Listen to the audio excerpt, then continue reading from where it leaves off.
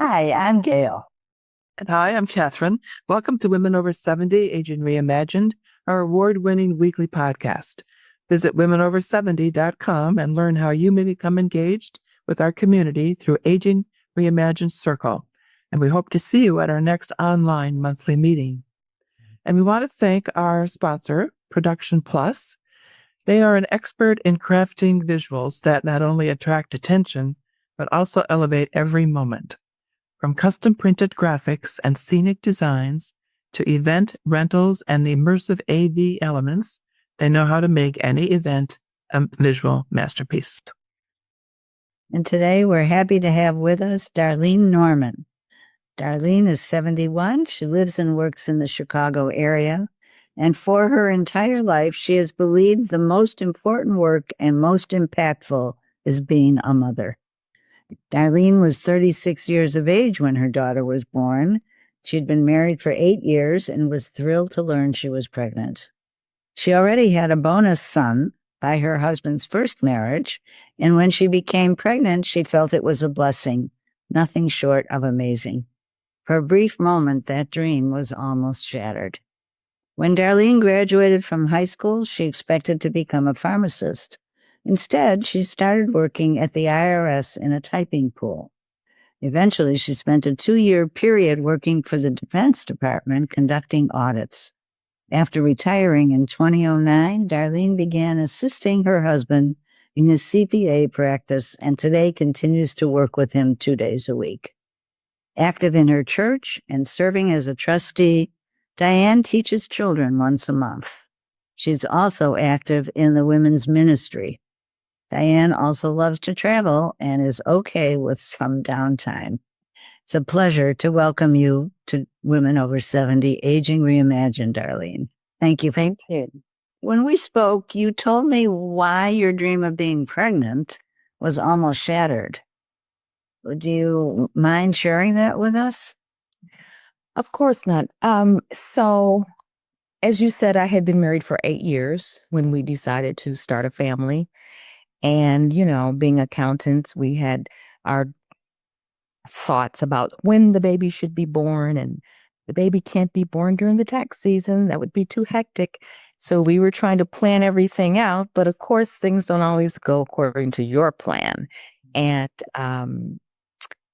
after several months, we weren't getting pregnant, and months turned into almost a year, and the doctor was starting to get concerned about, whether or not there was a problem. But at any rate, finally, after a year, I did get pregnant. And the doctor was concerned. At the time I was 35, and some test that she gave me, some blood test, showed a result that suggested that the baby could have spina bifida. And so the doctor was very concerned about that and wanted me to have further testing, including an amniocentesis, which I was not willing to do.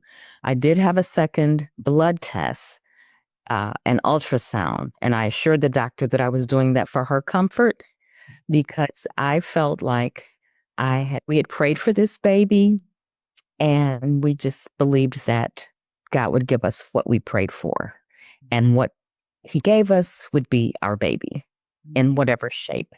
And so I believed that the baby was going to be fine. And of course she was, but the doctor was not very happy. And I had to tell her that, I trust you as my doctor, but really my faith is in God. And so I'm not going to do any more testing. We don't want to know the sex of the baby, so we don't need to have any further ultrasounds. And so we proceeded with the pregnancy and had a perfectly healthy baby. Thank goodness. Yes. That's good news. And I will add that as when she gave me that news about the chance of spina bifida, I did a little research on my own and discovered that that particular test had a high rate of false positive results. So I'm just saying that to say, you have to be your own advocate, and it is important to kind of do a little investigating. Not that you undermine the doctor and her expertise and all of that, but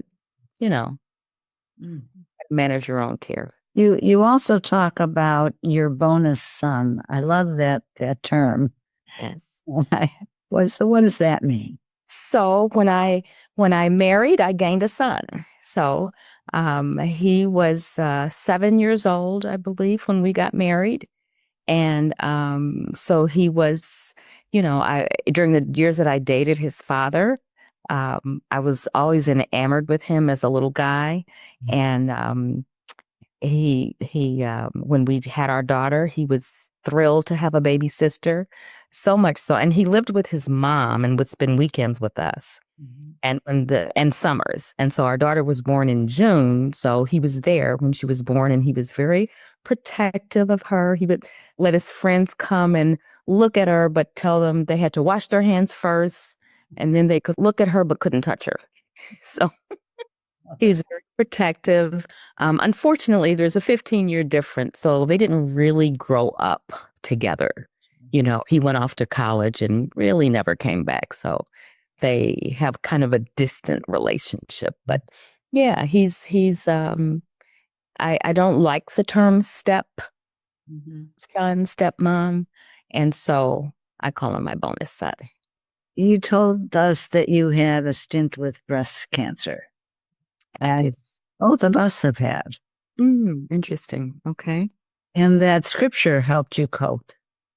So you also said you believe doctors and science are a gift from God.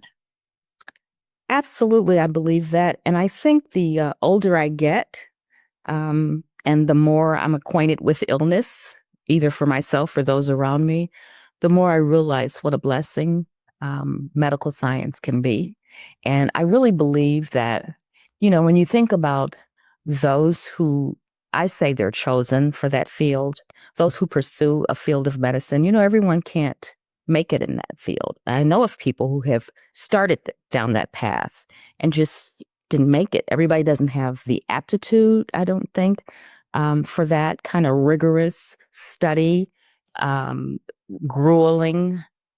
And so those that do make it, I feel like they're chosen for it. And I feel like their ability to comprehend the complexities of the human body and the workings of it and all of that, I feel like those are gifts from God, to be able to have that intuition, that aptitude, that understanding.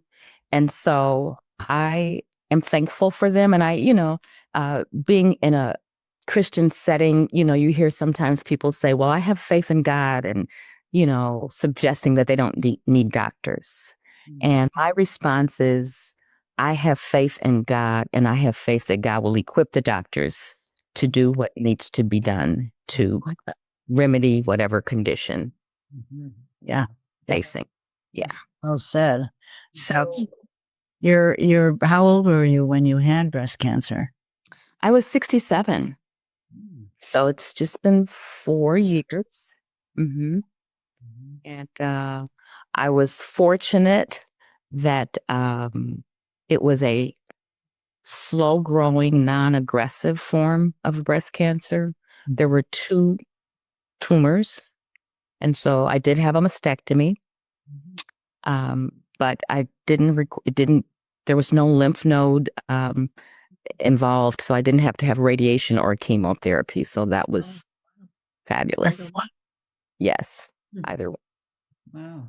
So you mentioned the scripture that I kind of held on to, and it was a scripture from the book of Philippians. And it says, basically, don't worry about anything, pray about everything, right? Tell God what you need, thank him for what he's already done, and he will guard your heart with peace that passes all understanding. And I just feel like that, I really recited that scripture daily during that journey. And I really was at peace. I never really was afraid. It was hard to tell my daughter, she was 31 and concerned about, she has a friend who lost her mom to cancer. And so naturally she was concerned, but, I just told her, this is a part of my life's journey. We're going to go through it together, and,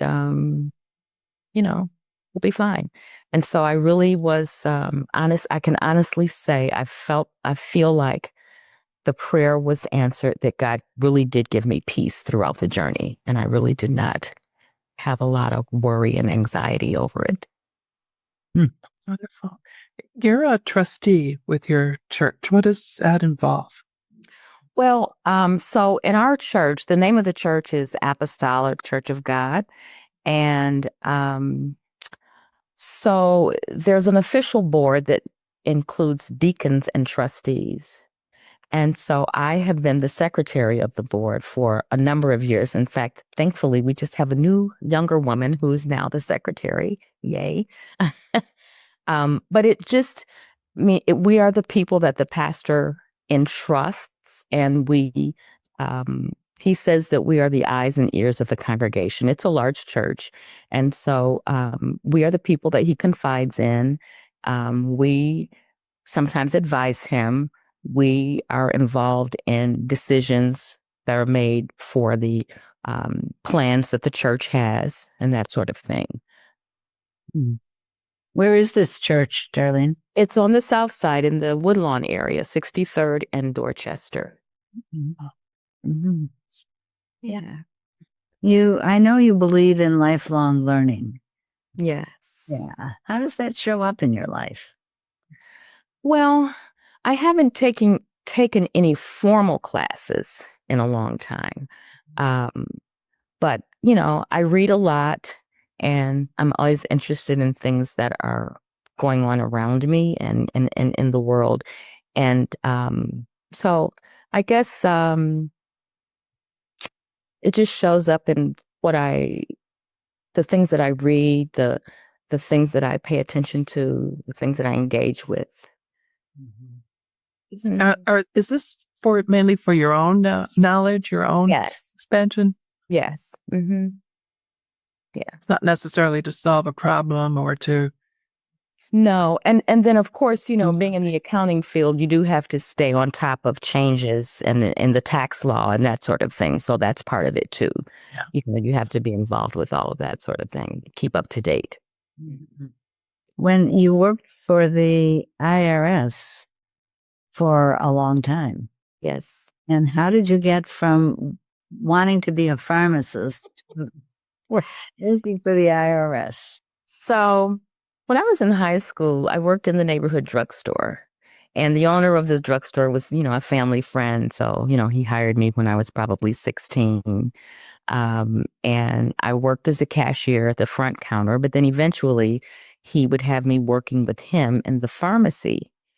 And I thought, well, and of course, he was encouraging me to pursue that field. And I thought, well, I know how to fill a prescription. I can count the pills and put them in a bottle. And, I typed the label. Of course, back then we were literally typing the label and attaching it to the little vials. So I thought it would be of interest. But I learned from having a summer internship where I worked in a hospital and did some rotations, that the hospital pharmacy position was a very boring job. You're just kind of in a windowless room, and it's no interaction hardly with people. And I already knew that I didn't want to do drugstore pharmacy because the hours are long. Mm-hmm. And so I just kind of lost interest in it as a profession.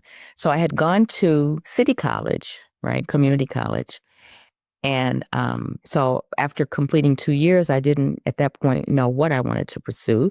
And the IRS was hiring typists, big groups at a time.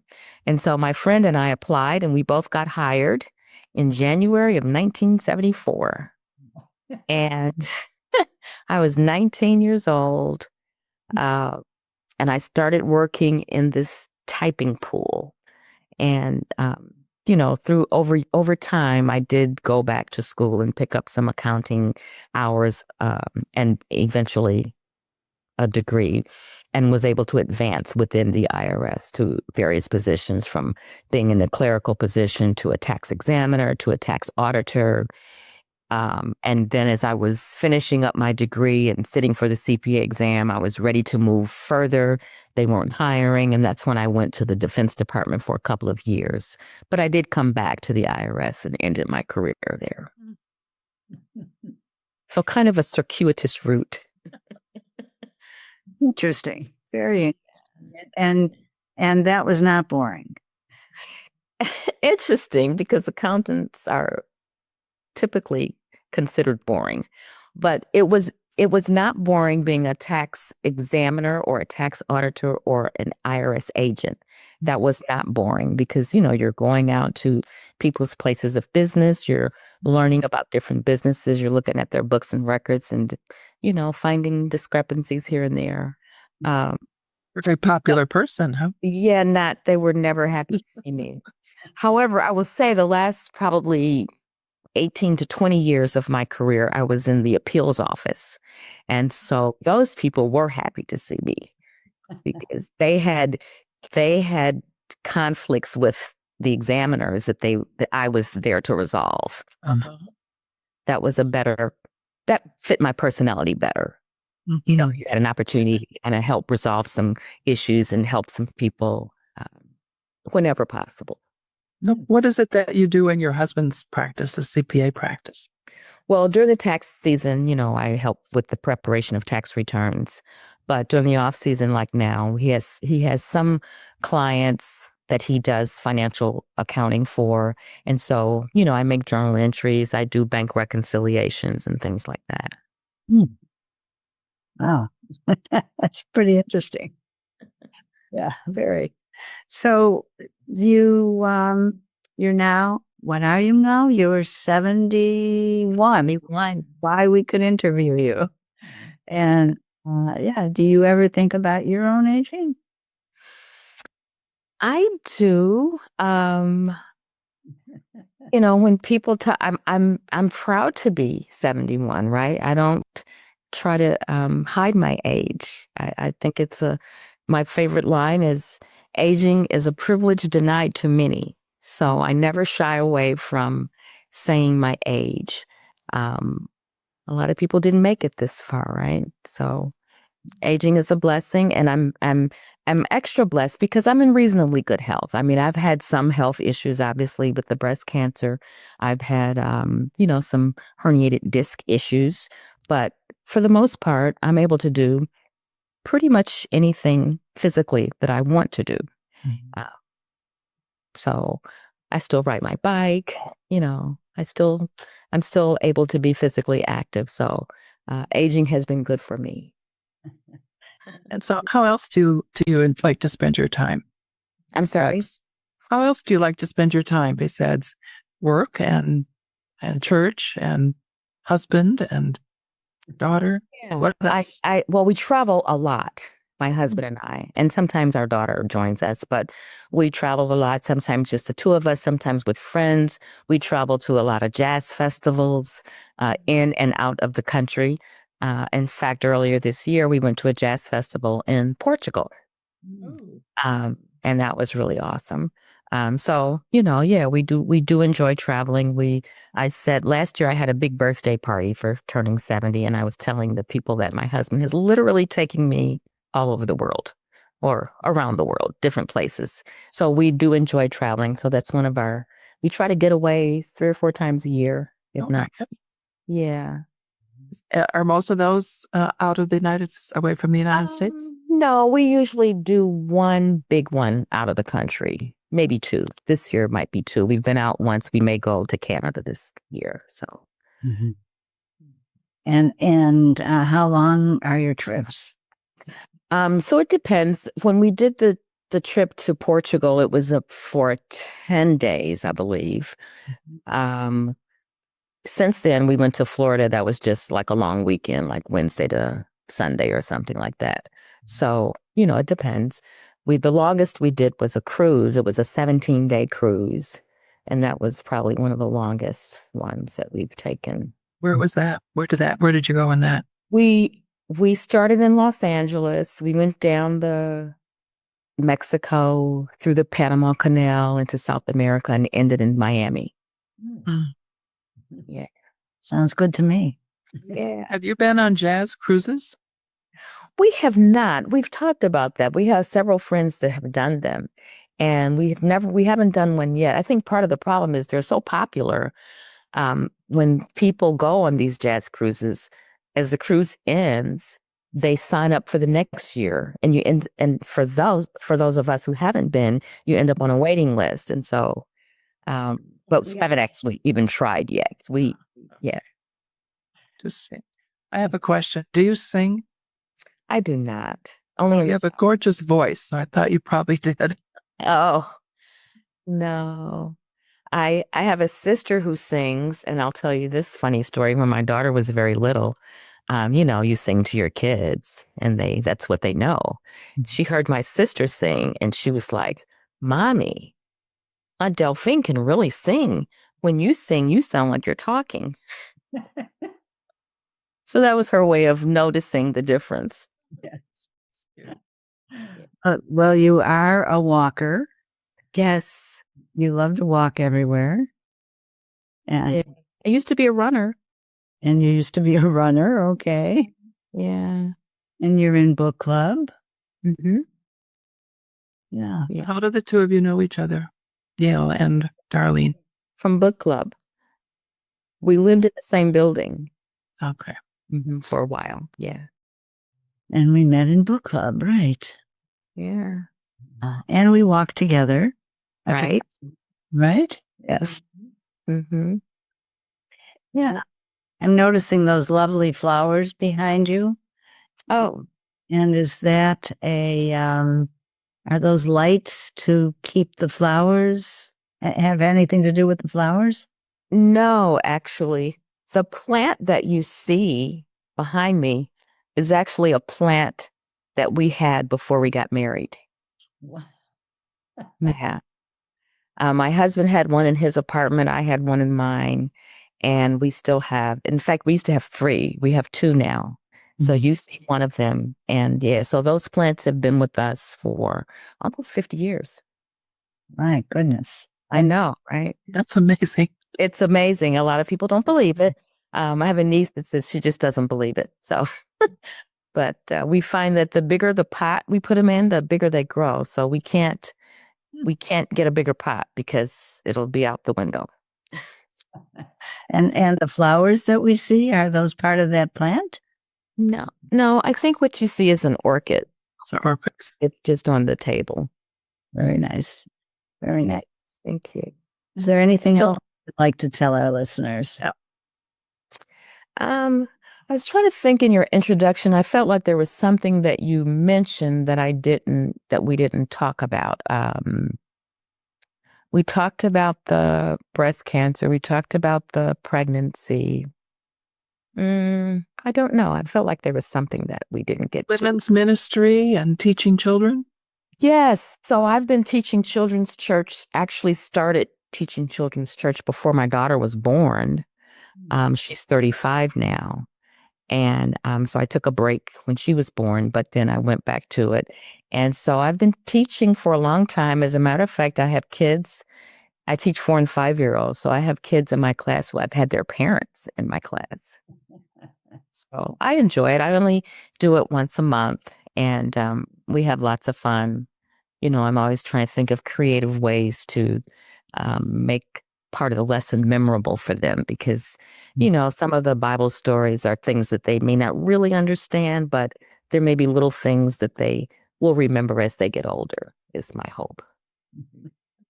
And what about the women's ministry? So the women's ministry, I'm part of the leadership team, and it's a team that was strategically put together by our pastor that has women from all generations. So I'm representing the older women in the congregation. And there are some as young as, I think, in their 20s. And everything in between. And so we plan events for the women. For example, we had last year we had a tea party, which was very nice, a tea luncheon and we recently hosted a health event where we started out with a little fitness walking around in the neighborhood of the church. We did a few laps around the church, and then we came back in and had a little one of the leaders of the ministry is actually a trainer, and so she did some aerobic training for us. And then we had a little lunch, and then we had a panel discussion with an OBGYN and a nutritionist. And so they just answered questions and provided information to the women about things that are important to women. Yeah. You're curious, given the age range of the group, do you have opportunity to talk with each other about issues concerning women in particular, or about issues of faith, or what are the topics of conversation? So it's interesting that you say that, because mostly we get together for planning purposes, for planning events. But just in our last meeting, which was on Saturday, the moderator of the ministry is planning, she's calling it a retreat. It's really just a 1-day session where we can just kind of do some team building and get to know each other. And some of what you just talked about will happen at that meeting, where we can actually talk to each other and get to know each other a little better. One of the younger women, I remember when she was born. In fact, she's younger than my daughter. And I remember sharing some of the things that we had. I think I gave her mom a high chair or something. So, it's like full circle. Like, here she is serving in ministry now, and she's got little kids of her own. So, yeah. That's very nice. Really nice. Continuity and connection. It's priceless, isn't it? Yes. Yes. Well, thank you so much, Darlene, for talking with us today. And we really appreciate just the different ways you're engaged in life. It's very inspiring. Well, thank you for that. I feel blessed, right? I feel fortunate that I've been afforded the opportunity to enjoy this stage of life. And I don't take it for granted. I don't take it lightly that I'm able to do the things that I enjoy. It's great. It's so wonderful having you on. Thank you so much for being with us. And thanks for the invitation, Gail. I really appreciate it. I look forward to the podcast. Thank you. Yes. Yeah. And listeners, make your voice heard as together we change the conversation about women aging, explore women over 70, and join us at our Aging Reimagined Circle. And we assume you enjoyed this podcast, and we'd like to recommend another podcaster, Beverly Glazer, and she asks, are you ready to ignite your next chapter? Aging with Purpose and Passion is the weekly podcast inspiring women over 50 to embrace bold life shifts and unlock their potential through captivating stories from trailblazing senior women. That's Aging with Purpose and Passion. Thanks for listening.